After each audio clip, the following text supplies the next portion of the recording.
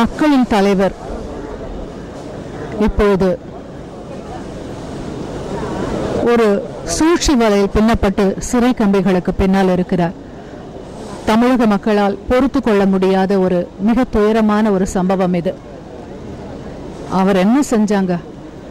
மக்களுக்காக நான், மக்களால் நான் என்று தமிழக மக்களையும் உலக மக்கள் அத்தனை பேரையும் ஒரு தாயாக, ஒரு அம்மாவாக இருந்து காத்து ரட்சித்தவர் அவர். அவர் செய்யாத கோயில் திருப்பணிகள் இல்லை.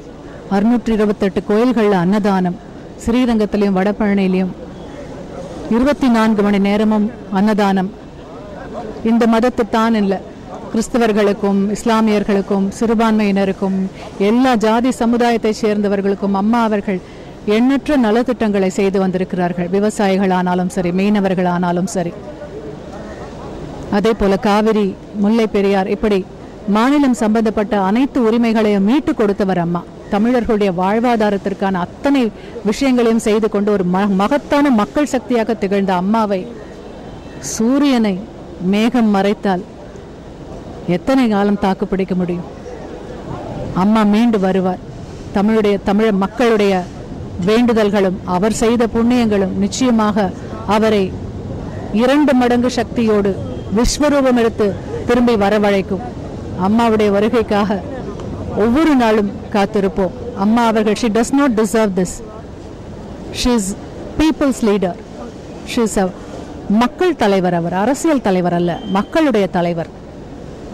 என்றென்றும் மக்களின் முதலமைச்சர் என்றால் அது மாண்புமிகு அம்மா அவர்கள்தான். இந்த தர்மத்தின் வாழ்வு தன்னை சூது கவ்வுவது போல நடந்திருக்கும் இந்த ஒரு விஷயம். மீண்டும் தர்மம் வெல்லும். அம்மா அவர்கள்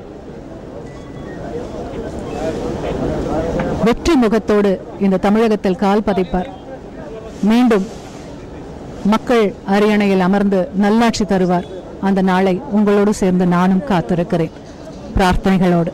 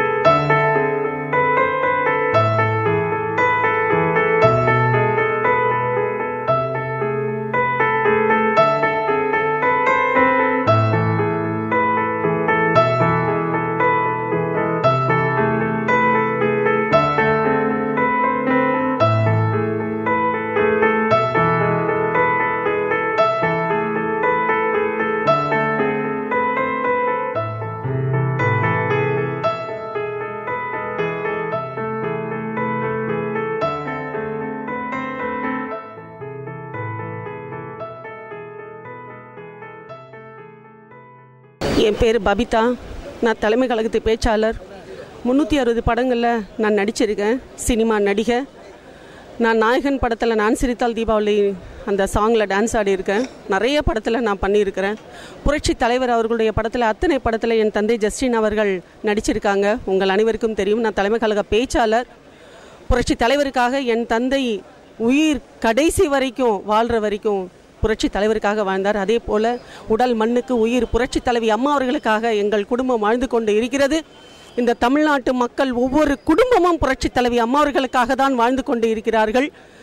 தமிழ் பெண்களுக்கு பின்னே, அதாவது தமிழ் பெண்களுக்காக பாடுபட்டு இந்த தமிழ்நாட்டு பெண்களுடைய சமுதாயத்தை முன்னேற்றியவர் நமது புரட்சி தலைவி அம்மா அவர்களுக்கு பெண் என்று கூட பார்க்காம புரட்சி தலைவி அம்மா அவர்களை இந்த 66வது வயதில் கூட அவர்களை சிறையில் தள்ளி இத்தனை சித்திரவதை செய்து கொண்டிருக்கிறார்கள். யானா இரும்பு பெண்மணி சிங்கநடை போட்டு சிகரத்தில் ஏறி புரட்சி தலைவி அம்மாவர்கள் மீண்டும் முதலமைச்சராக வருவார்கள் என்று இந்த தமிழ்நாட்டு மக்கள் அனைவரும் காத்து கொண்டு இருக்கிறோம்.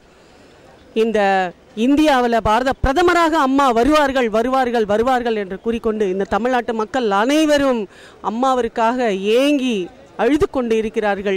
இப்பொழுது தமிழ்நாடே அனாதையாக நின்று கொண்டு இருக்கிறது. புரட்சி தலைவி அம்மா அவர்கள் கர்நாடகத்தில் அம்மா அவர்களை காவேரி நீருக்காக போராடிய தமிழ புரட்சி தலைவி அம்மா அவர்களை இப்படி அத்தனை பேரும் சதி திட்டம் செஞ்சு இப்படி அம்மா அவர்களை சிறையில் தள்ளி இருக்கிறாங்க. நாங்கள்லாம் ரொம்ப நொந்து மனசு வேதனையாக இருக்கோம்.